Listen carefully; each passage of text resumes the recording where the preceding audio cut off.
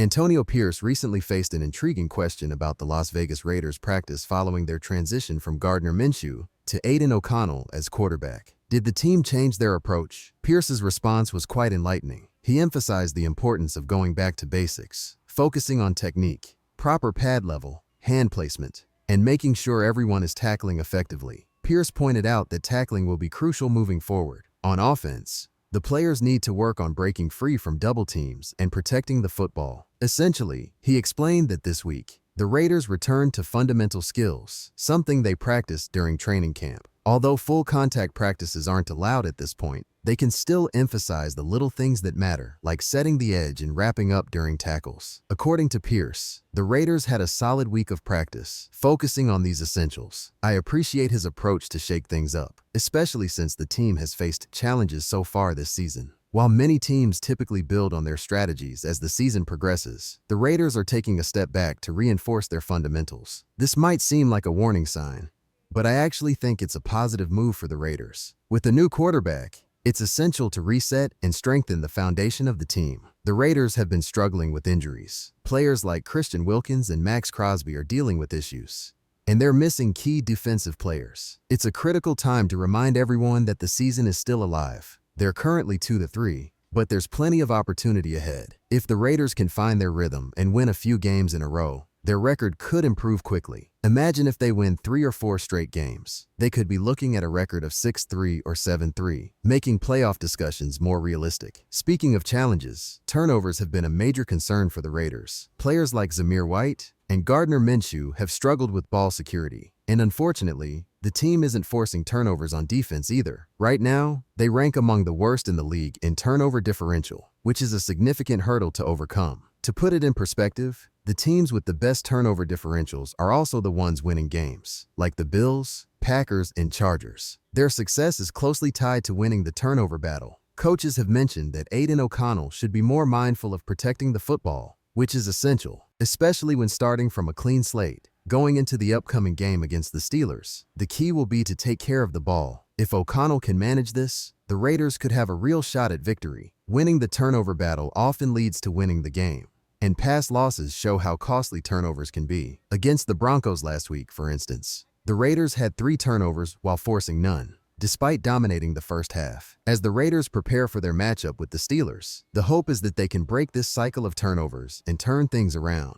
The Raiders have Luke Getsy on their coaching staff, who previously worked with Justin Fields. This experience gives them valuable insight as Fields prepares to start for the Pittsburgh Steelers in their upcoming game. Interestingly, Fields wasn't originally expected to be the starter. That role was meant for Russell Wilson. However, due to an injury, Wilson has been sidelined but is now healthy. This means that if Fields struggles, Wilson could step in at any moment, adding an extra layer of preparation for the Raiders. Now, let's take a look at the injury report. The Raiders are slowly getting healthier, which is exciting news. Max Crosby and Divine Deablo are both cleared to play. Deablo missed the last couple of games due to injury, but I believe he's a key player for the team. Earlier this offseason, I thought the Raiders might consider moving on from him, but now I see the value he brings, especially if he performs like he did in Week 1. While some players, like Tommy Eichenberg and Amari Gaynor, filled in during Diablo's absence, having him back is a huge boost. Unfortunately, Michael Mayer has been placed on the non-football injury (NFI) list due to a personal matter and will miss at least the next 4 games. There's been speculation about Mayer,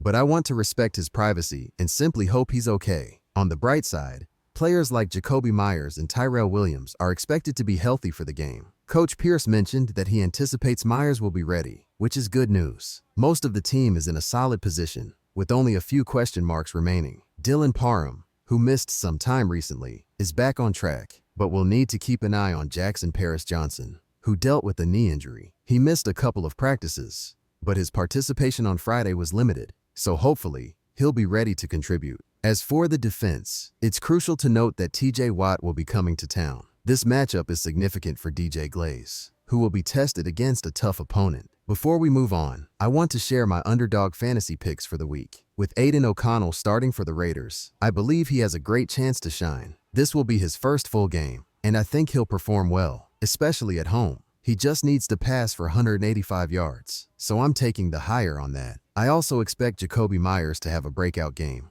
When O'Connell came in against the Panthers, he connected with Myers several times while driving down the field. I think they may have a special connection, so I'm going to take the higher on his fantasy points, set at 765. Additionally, Spencer Rattler is starting for the New Orleans Saints. Although I don't usually bet on rookies, I have spoken with dedicated Saints fans who are optimistic about him. With a solid coaching staff behind him, I believe he'll succeed. I'm taking the higher on his yardage, set at 190 yards. Finally, I want to mention Mark Andrews. Surprisingly, he hasn't had a great season so far, but he did see 5 targets last week, which suggests he's getting back on track. I'm taking the higher on his receiving yards, which is set at 24.5. Let's talk about my picks. I'm going to take the higher on Mark Andrews. I'm putting down $25 on these 4 picks because I believe they're realistic, with a potential payout of $2 of $15. We're locking that in. If you want to make your own picks, check the link in the comments below. Supporting the channel by using that link really helps us out. Underdog Fantasy is great, especially if you're like me and haven't been doing well in your season-long fantasy leagues. I started 0-4, but finally got my first win last week, bringing me to 1-4. If your fantasy league isn't going as planned, Underdog allows you to play weekly fantasy, which is super fun. Now, back to the Raiders. DJ Glaze has a big challenge ahead of him, as he'll be tested by TJ Watt. This is a crucial game for him to prove he's the real deal. Glaze has struggled this season, and with Aiden O'Connell now at quarterback, it's essential to give him a clean pocket to work from. It won't be easy with Watt coming off the edge, but there's no reason the Raiders can't find success. The Steelers are missing some key players, which bodes well for the Raiders. Both Nick Herbig and Alex Highsmith are out, and these are significant losses for Pittsburgh. Herbig is a fantastic pass rusher, and without him and Highsmith, the Steelers' defense takes a hit. Even with a strong defensive line, including stars like Cameron Hayward and TJ Watt, the absence of those two will help the Raiders' offense. On the injury front, Cordell Patterson and defensive lineman DeMarvin Leal are also out. This opens up opportunities for the Raiders, and I genuinely believe they can beat the Steelers. In other news, the Raiders have signed defensive end Zachary Carter. He spent most of his time with the Cincinnati Bengals before being cut. Carter was a 3rd-round pick just a few years ago, and while he hasn't quite found his footing yet, I'm hopeful that Antonio Pierce can help him reach his potential. We've seen other players like Caleb Van Chasson step up recently, so perhaps Carter can do the same. Carter is versatile, having played defensive tackle with the Bengals, and he'll be a valuable addition to the Raiders' defensive line. The team runs a lot of base defense, and having enough depth at defensive line and linebacker is crucial. Additionally, Matthew Butler has officially been signed to the active roster, and Marquand McCall is back as well. It'll be interesting to see how these moves impact the upcoming game against the Steelers. I truly believe the Raiders have a solid chance to beat Pittsburgh. There's no reason they can't start a winning streak. While the upcoming schedule has some tough teams, remember that they've already beaten the Ravens, who are considered one of the best teams in the NFL. Every game except the Panthers has been competitive, and I believe consistency from O'Connell can make a significant difference. I'm excited about the potential for the Raiders moving forward. What do you all think? Let me know in the comments below. Don't forget to like and subscribe, and I'll see you next time with another video.